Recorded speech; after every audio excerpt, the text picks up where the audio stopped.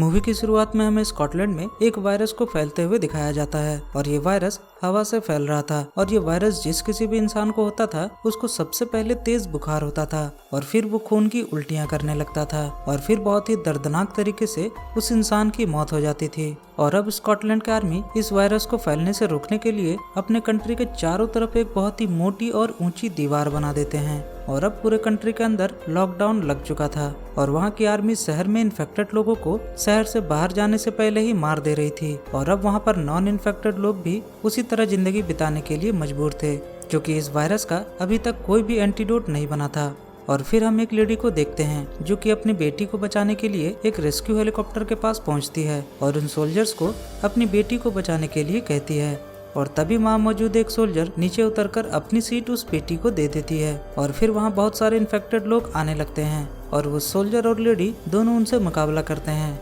मगर मारे जाते हैं। और अब शहर के अंदर के हालात बहुत ही डरावने थे क्योंकि वहाँ पर मौजूद ज्यादातर लोग इन्फेक्टेड थे और शहर में कोई भी लॉ काम नहीं कर रहा था और इसलिए वहाँ पर मौजूद सारे इन्फेक्टेड लोग एक दूसरे को मार रहे थे और अब पूरे स्कॉटलैंड की हालत बहुत ही ज्यादा खराब हो गई थी और ये सीन यहीं एंड हो जाती है।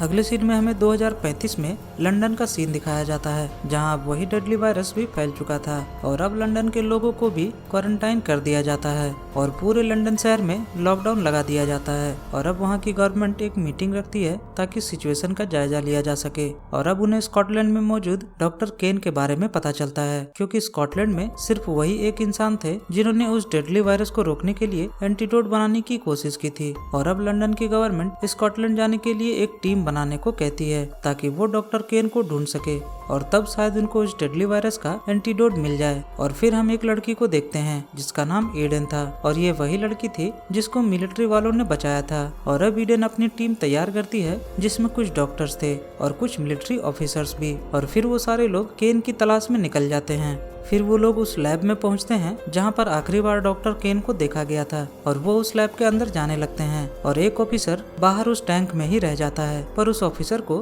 टैंक के बाहर एक लड़की मिलती है जो बहुत ही अजीब दिख रही थी और फिर वो ऑफिसर उसे अंदर ले आता है और टीम को उस लड़की के बारे में भी बताता है। उधर दूसरी तरफ उन लोगों को लैब के अंदर कुछ भी नहीं मिलता और वो लोग बाहर की ओर निकल रहे थे पर तभी उनके ऊपर कुछ लोग हमला कर देते हैं और उन सोल्जर्स और उन लोगों के बीच फाइट शुरू हो जाती है क्योंकि उन लोगों की तादाद बहुत ही ज्यादा थी इसलिए वो लोग सोल्जर्स को मारने लगते हैं और वो सोल्जर उनका मुकाबला नहीं कर पाते। उधर दूसरी तरफ टैंक के अंदर वो लड़की भी चालाकी से उस सोल्जर पर हमला कर देती है और कुछ सोल्जर्स को मारने के बाद ईडन और उसके कुछ साथी को वो लोग बंदी बना लेते हैं। और अब हमें उन लोगों के बारे में पता चलता है कि जब लॉकडाउन लगा था तब स्कॉटलैंड में खाने की कमी हो गई थी और तब वो लोग मजबूर होकर एक दूसरे को खाने लगे थे और अब उनके बच्चे भी इसी माहौल में बड़े हुए थे और वो लोग कैनिबल्स थे जो इंसानों को मारकर खाते थे और अब वो लोग उन बचे हुए लोगों को पकड़ लेते हैं और ईडन को एक जेल में बंद कर देते हैं और दूसरी तरफ उनके साथियों को जलाकर खाने लगते हैं। अगले सीन में ईडन को एक आदमी खाना देने के लिए आता है और ईडन चालाकी से उसको मार देती है और वहाँ से निकल जाती है और ईडन वहाँ से बाहर जा ही रही थी कि तभी उसे रास्ते में एक लड़की मिलती है और वो ईडन से कहती है कि अगर तुम मुझे बचा लो तो मैं तुम्हें डॉक्टर केन के पास ले जाऊंगी।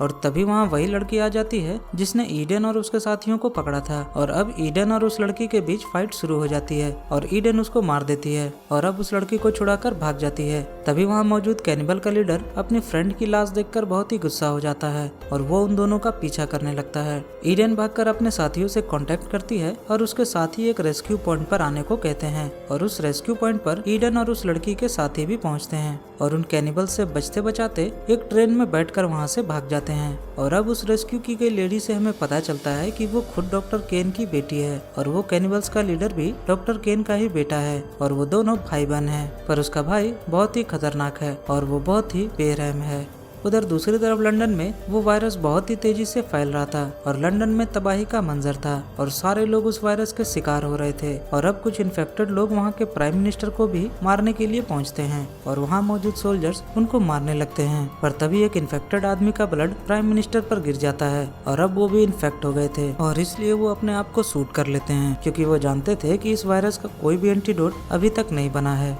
उधर दूसरी तरफ जब वो लोग ट्रेन से उतरकर एक जगह पर पहुंचते हैं तब उन्हें कुछ लोग नजर आते हैं जो कि बहुत ही पुराने जमाने के तौर तरीकों में जी रहे थे और वो लोग ईडन और उनके साथियों को बंदी बना लेते हैं और उन्हें पकड़कर एक किले में ले जाते हैं और उस किले में हमें किसी और को नहीं बल्कि डॉक्टर केन को दिखाया जाता है, जिसने वहाँ पर मौजूद सभी लोगों को अपना गुलाम बना लिया था और उन सारे लोगों को पुराने जमाने के तौर तरीकों पर रहना सिखा रहे थे। और अब ईडन डॉक्टर केन को यहाँ अपने आने की वजह बताती है और कहती है कि लंदन में भी यही वायरस फैल गया है और अब क्योंकि यहाँ लोग जिंदा हैं तो हमें भी वो एंटीडोट दे दीजिए ताकि लंदन के लोगों की जान बचाई जा सके। और अब डॉक्टर केन कहते हैं कि मैंने कभी कोई एंटीडोट बनाया ही नहीं था, बल्कि यहाँ के लोगों ने खुद का इम्यून सिस्टम मजबूत किया ताकि वो वायरस उनको नुकसान नहीं पहुँचा सके। और अब अगले दिन ईडन और उनके बचे हुए साथियों को सजा दी जानी थी और ईडन को एक बहुत ही खूंखार योद्धा से लड़ना था और ईडन और उस योद्धा की फाइट शुरू हो जाती है। इधर दूसरी तरफ ईडन के साथी वहाँ के लोगों को मारकर ईडन की मदद करने आ जाते हैं और वो किले में बम लगाकर उसे ब्लास्ट कर देते हैं और वहाँ पर मौजूद कुछ घोड़ों पर बैठकर वहाँ से भाग जाते हैं। कुछ दूर जाने के बाद रास्ते में उन्हें आर्मी के बंकर मिलते हैं और वो उस बंकर में जाते हैं और उन्हें उस बंकर के अंदर एक गाड़ी और एक सैटेलाइट फोन भी मिलता है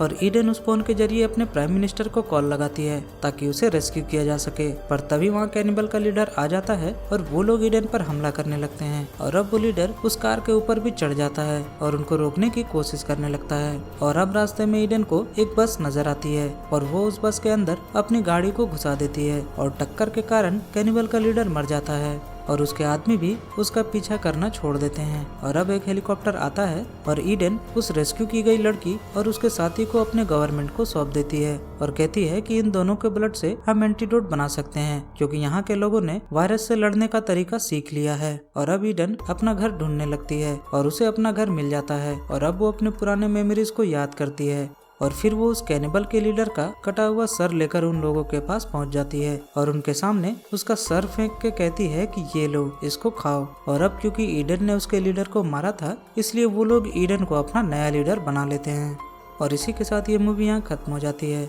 मिलते हैं अगली वीडियो में। जय हिंद।